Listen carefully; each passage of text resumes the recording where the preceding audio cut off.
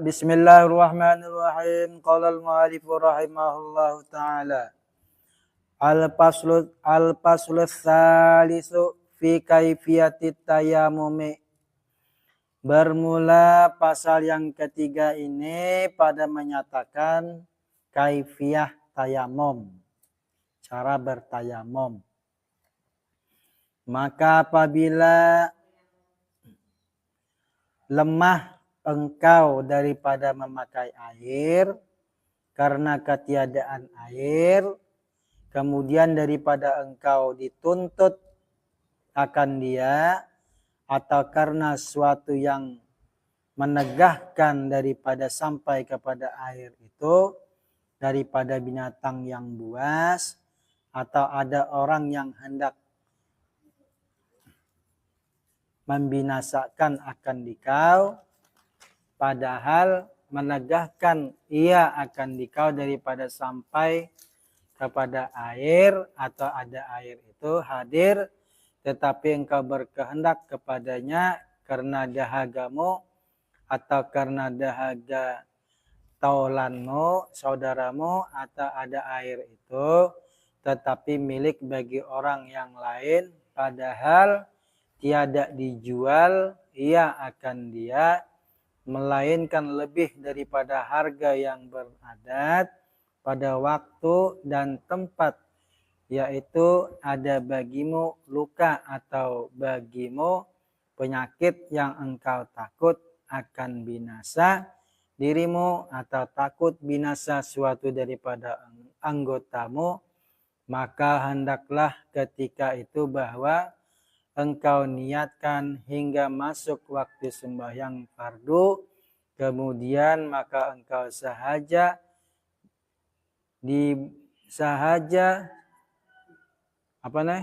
debu, ya, debu yang suci lagi tiada bercampur dengan suatu, maka engkau palu atasnya dua tapak tanganmu, maka engkau sapukan dengan keduanya akan segala mukamu sekali, serta niatkan olehmu ketika itu mengharuskan akan sembahyang fardu.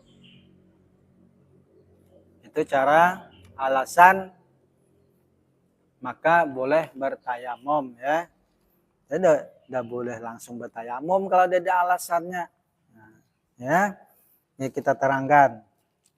Jadi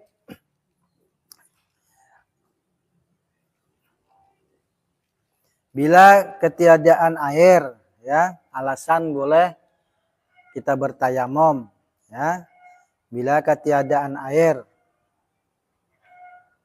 misalnya sudah kemarau panjang, ya, sampai behari itu kan ada yang 6 bulan. Nah, sungai karing, ya, sungai karing, mata air karing, ada banyu agan minum ternak, nah, agar nyiram tanaman.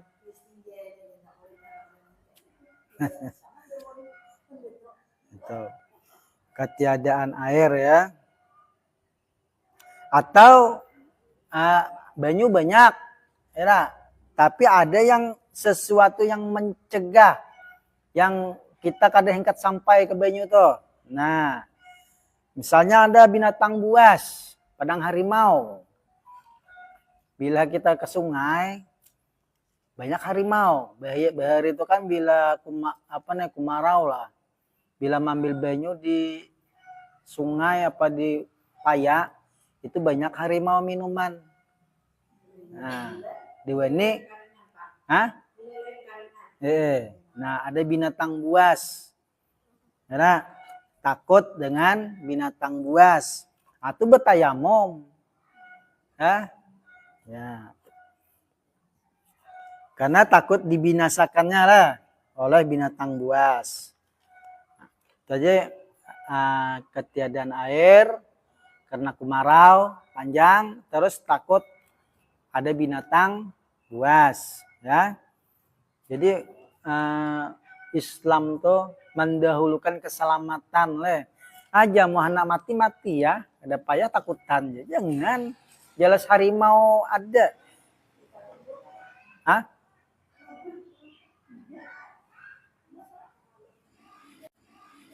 Hilang ama Tuhan anak manukan ya. Jangan kayak itu jenabi di unta tuh diikat, melepas saja, jangan. Jadi ada ikhtiar.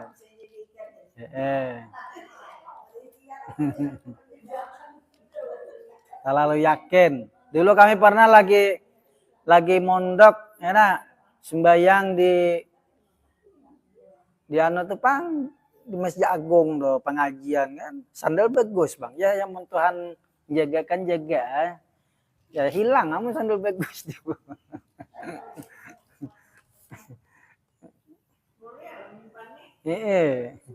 Kada disimpan nih kan.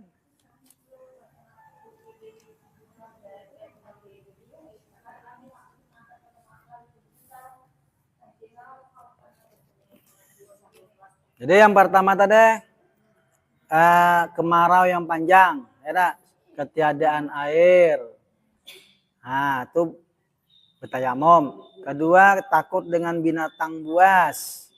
Yang ketiga, itu boleh bertayamum bila kita ini memerlukan air. Ini banyu seikit nih, kayak orang ditungkal kan. Banyu seikit, minum di situ, bemasak di situ, ya dikit.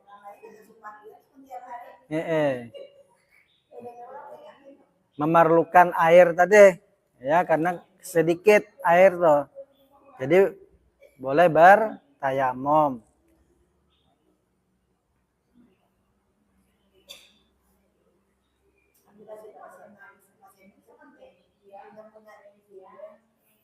Atau ada banyu tapi beturang. Ada boleh juga. Kada dijual orang banyu. Nah, berarti sama aja kita tidak punya air yang cukup. Ada banyu tapi beturang. Kada dijual orang. Nah, orang kada jual. Nah, itu boleh juga bertayamum.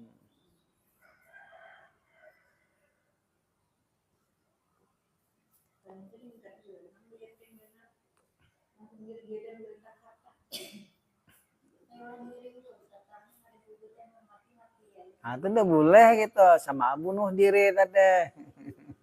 Sama bunuh diri. Ya harus ikhtiar maksimal. Sudah kita buat maksimal, apa yang diusahakan tadi hanya serahkan awan Tuhan. Hanya.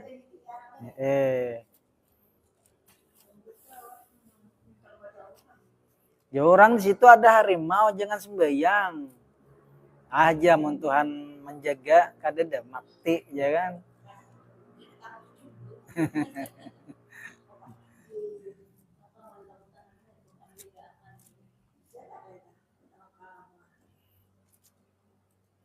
Atau ada luka atau penyakit yang kada boleh karena banyu. Nah, diharuskan tapi jadi dokter nih. Jangan aja kita. Dokter yang orangnya ahlinya nyambatkan. Pak, ini jangan kena air. Ya. Itu boleh bertayamum. Ya, karena apa? Memudaratkan bagi orang yang kena penyakit tadi ya, kalau kena air bisa binasa. Maka itu ya yang di atas alasan-alasan itu tadi diperbolehkan sembahyang memakai tanah yang berdebu. Syaratnya tanah yang berdebu, udah boleh sembarangan tanah ya. Tanah yang berdebu, yang suci lagi menyucikan. Itu diniatkan, hanya diniatkan bertayamum.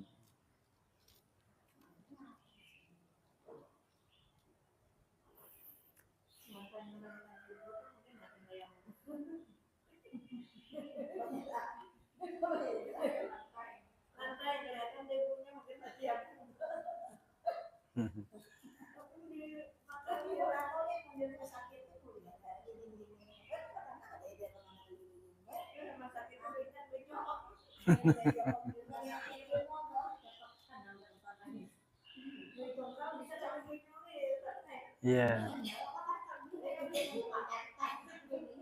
Jadi syaratnya itu tanah yang berdebu, bukan lantai yang berdebu. Tanah. Ya. Misalnya ini kan tanah tuh tanah kering, ya. Dia mau tanah besar.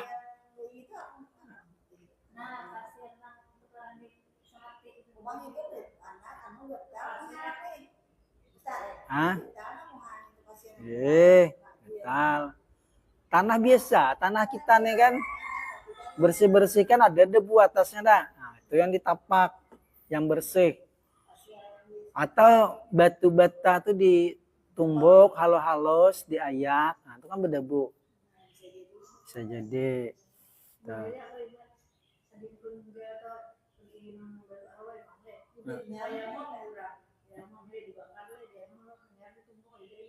Nah. Nah.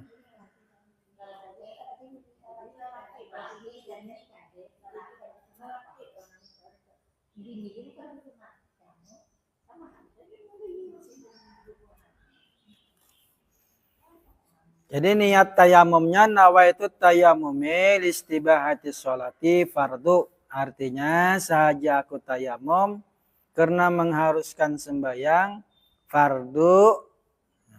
Ya. Dan tiada wajib menyampaikan debu itu pada tempat tumbuh rambut. Sama ada jarang atau tebal. Beda dengan kita berwudu. Ya, kalau tayamum ini kan wajib rata sampai tumbuh rambut sini dah. Pokoknya muka udah. Betul. Jadi kepala ditinggal. Hah? Ya. Jadinya muka yang dibasuh, dua tangan. Tetapi hendaklah sungguh-sungguh meratakan debu itu kepada segala mukanya itu. Dan memadalah meratakan itu sekira-kira ghalib zan. Bila kita sudah nyangka rata, dah lagi.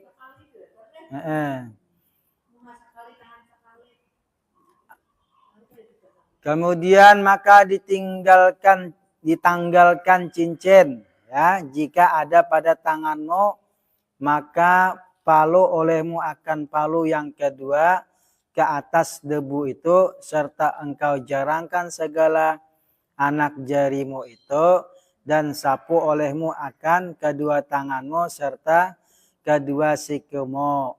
Jadi tadi kan ini kan tangan kita bersih nih, tapak, misalnya dalam idang lah, tapak. Ini kan idang bulat, tapak dulu yang di, nah sini ke muka, ya ke muka sekali, hanya dibuang, buang, gitu kan tapak-tapak, hanya pulang di lain, tapak, tangan, langgangkan nih tangannya. Nah, kita, ya jangan langsung kan nih, jangan kanan nih. Namun kanannya habis mustakmal nih. Debu yang di tangan tadi kan, tangan kanan.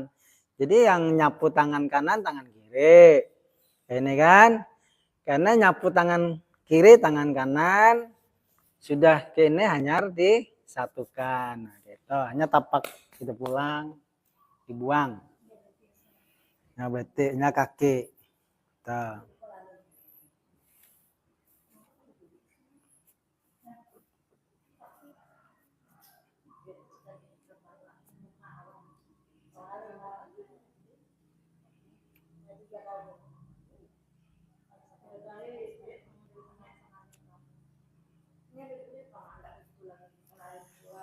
Dan kaifiah menyapu kedua tanganmu itu bahwa engkau temukan belakang segala jari tanganmu yang kanan itu dengan perut segala jarimu yang kiri. Nah, sekira-kira tiada melampaui segala hujung anak jarimu daripada salah satu daripada dua pihak akan lintang telunjuk yang kiri. Kemudian maka engkau lalukan tanganmu yang kiri pada sekira-kira ke atas belakang lenganmu yang kanan hingga sampai kepada sikukmu. Kemudian maka engkau bulatkan akan perut tapak tanganmu yang kiri itu di atas perut tanganmu yang kanan. Padahal engkau lalukan akan dia ke pergelanganmu. Dan engkau lalukan perut ibu tanganmu yang kiri atas belakang ibu tanganmu yang kanan. Kemudian maka engkau perbuat pada menyapu tanganmu yang kiri itu seperti yang demikian itu seperti demikian itu. Kemudian maka engkau sapu dua tapak tanganmu dan selang-selang olehmu akan antara segala selang-selang jarimu itu, dan adalah maksud dengan kaifiah ini supaya menghasilkan akan meratakan menyapu kedua tangan hingga dua siku dengan satu palu jua. Sekali juga. Maka jika tiada rata dengan yang demikian itu, maka ratakan olehmu dengan 2 kali palu atau lebih. Hingga rata menyapu kedua tanganmu itu. Dan hendaklah engkau sembahyangkan dengan satu tayamum itu akan satu fardu. Beda dengan wudhu, pakai air. Kalau pakai tayamum nih, udah boleh maghrib, isya ngintua wudhunya. Kalau tayamum satu sembahyang fardu, hanya sekali bertayamum itu hanya boleh dipakai satu kali sembahyang fardu. Mau sembahyang isya kayaknya bertayamum pulang. Tuh. Ya.